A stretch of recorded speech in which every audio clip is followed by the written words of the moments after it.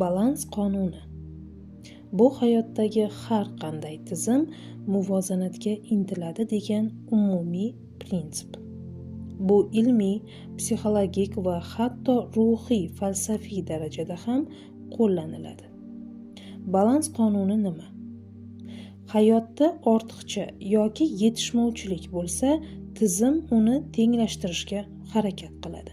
Ya'ni ko'p narsa kamayadi, kam to'ldiriladi. Psixologiyada balans qonuni inson ichida ham muvozanat ishlaydi. Misol uchun, agar odam ko'p bosim ostida yashasa, bir joyda portlaydi, asabiylik, vahima kelib chiqishi mumkin. Agar odam ko'p o'zini tiyib yursa, ichki qarama-qarshilik chiqadi, vasvasa, ichki dialoglar kelib chiqishi mumkin. His-tuyg'ularda balans.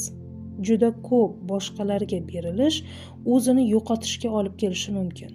Juda ko'p o'zini o'ylash esa yolg'izlikka. To'g'ri holat o'rtacha muvozanat. Hayotdagi oddiy misollar.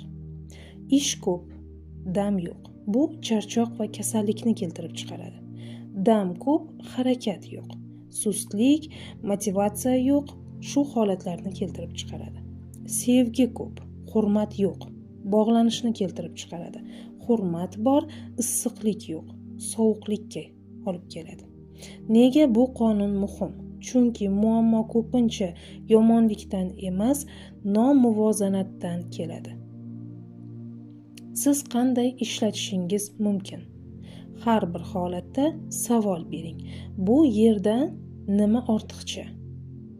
Yoki nima yetishmayapti? O'zingizga ham qarang. Juda ko'p qayg'urasizmi? O'zingizga vaqt ajrating. Juda ko'p nazorat qilyapsizmi? Ishonch qo'shing. Juda muhim fikr.